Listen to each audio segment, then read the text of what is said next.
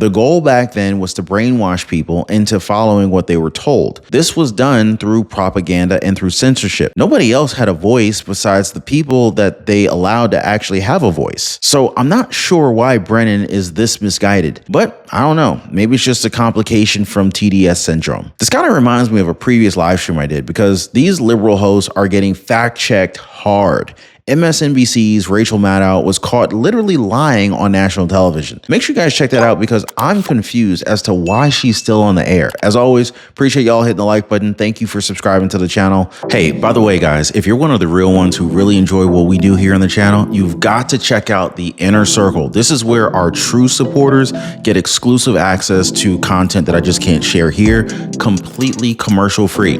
It's also the best way to keep this channel going strong. So if you want to be a part of something special, join us over there. Links in the description or in the pinned comment down below. A new CBS News poll found that President Trump's executive orders may be generating controversy, but overall they are popular both here in Minnesota and across the country. 53% of those surveyed this month approve of the job he is doing, and 70% of those surveyed believe the president is fulfilling his campaign promises. President Donald Trump has legacy media in a frenzy as his approval ratings continue to impress critics. CBS host Margaret Brennan asked one of the most stupid questions in network history, and Mitch McConnell becomes the most hated man in politics. Now, guys, I really appreciate y'all hitting the like button. Thank you so much for subscribing to the channel and for sharing this video. I have all of that and a whole lot more in this video, so let's go and get this show on the road by talking about CNN, shall we? Harry Enton, CNN's senior data reporter and political analyst, he was blown away by the numbers. Check this out. CBS News out with a new poll showing that Americans seem to be liking what they're seeing.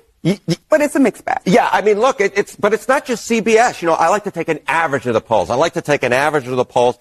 And holy smokes, I mean, look at what the difference is between now versus 8 years ago during the first Trump term, right? This is Trump's net approval rating on February 10th. You go back to 2017, Trump was already underwater at -5 points on the net approval rating. That's approval minus disapproval. What a difference 8 years makes. He's on the positive side of the ledger at +4 points. And again, it's not just the CBS News poll. We're talking about the Gallup poll. We're talking about the Ipsos poll. We are talking about the Pew poll. All of these respective pollsters have Trump in a better position now than they did 8 years ago. The bottom line is Americans are far more likely to say they like what they're seeing now versus what they felt during Trump's first term. And since Harry Enton is a numbers guy, he also covered the president's popularity compared to one of the Republican Party's top guys. Mitch McConnell has made a habit of, let's just say, stonewalling Trump pretty much every chance that he gets. He's actually voted against multiple cabinet nominees for the president, something that he commented on recently from the Oval Office. Mitch McConnell has now voted against several of your nominees. He voted against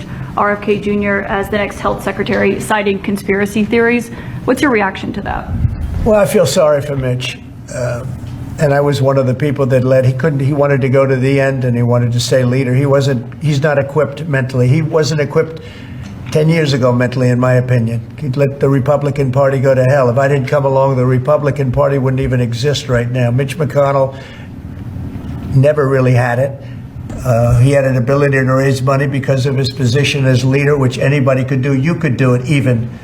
And that's saying a lot. So we're now at a point where both Republicans and Democrats don't like Mitch, which could mean that he's at the end of his rope when it comes to his political career. It also doesn't help that his approval ratings pale in comparison to that of the president's. Talk a little bit about Mitch McConnell and the chance he's going to become a folk hero. It ain't going to likely happen. Because I want you to look at his net approval ratings. He is underwater with everybody. He has got the ultimate, or some might say, sad trifecta of being underwater overall. Minus 39 points. 39 percentage points more of the electorate disapproves than approves of the jobs that he has done. How about Democrats? He's 58 points underwater. My goodness gracious, the chance that all of a sudden, just because he cast 3 votes against Trump, that he'd somehow become a folk hero with them is absolutely, frankly, insane. And then with the Republicans, of course, he's gone up against Trump before, and that's why he's 17 points underwater with Republicans. When you're underwater with Democrats, Republicans, and overall, the chance that you're going to become a folk hero, it seems rather low to me, Paula. It does indeed. All right. Of course, the next question is, how does his popularity compare with that of President Trump? Yeah, so, I think Donald Trump will like these numbers. All right, so let's take a look. This is the net approval rating I got overall, and I got with Republicans. Look how much higher Donald Trump is overall versus Mitch McConnell. Look at that. Trump is on the positive side of the ledger at +3. Mitch McConnell, of course, underwater overall at -39. So Trump is 42 points higher than Mitch McConnell is overall. Among Republicans, of course, Donald Trump very popular there with a +82 point net approval rating. Of course, Mitch McConnell, again, underwater at -17. So you do the math quickly here, 82, 17. That is nearly 100 points higher that Donald Trump is net approval rating wise with Republicans than Mitch McConnell is. The bottom line is that when it comes to the popularity battle, Donald Trump comes out way, way, way ahead of Mitch McConnell. From CNN, let's go on over to CBS News, where Margaret Brennan may have just ended her last days of interviewing politicians. In an interview with the U.S. Secretary of State Marco Rubio, Brennan asked something related to free speech. Here, listen to this. I want to ask you about what happened in Munich, Germany at the security conference. Vice President Vance gave a speech, and he told U.S. allies that the threat he worries about the most is not Russia. It is not China. He called it the threat from within, and he lectured about what he described as censorship, mainly focusing, though, on including more views from the right. He also met with the leader of a far-right party known as the AfD, which, as you know, is under investigation and monitoring by German intelligence because of extremism. What did all of this accomplish other than irritating our allies?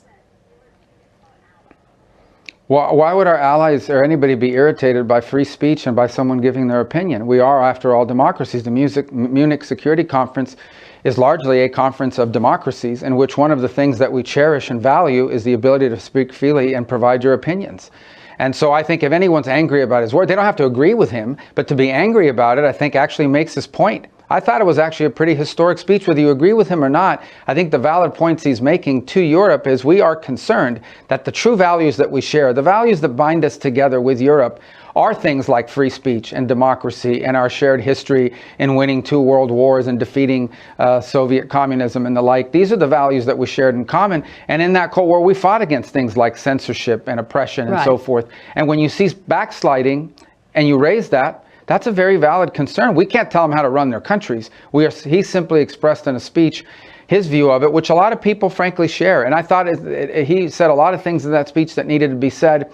And honestly, I don't know why anybody would be upset about it. I understood what Vice President Vance wanted to say. Secretary Rubio misunderstood what the VP meant. And I'm pretty sure that all of you who watched his speech, you know what he was talking about. But of course, common sense isn't a real strong suit for these leftist journalists, because instead of understanding what Secretary Rubio was saying, she doubled down, suggesting that free speech was used to conduct genocide. Now, I wish I was kidding, but they put this up on their freaking channel. Well, he was standing in a country where free speech was weaponized to conduct a genocide.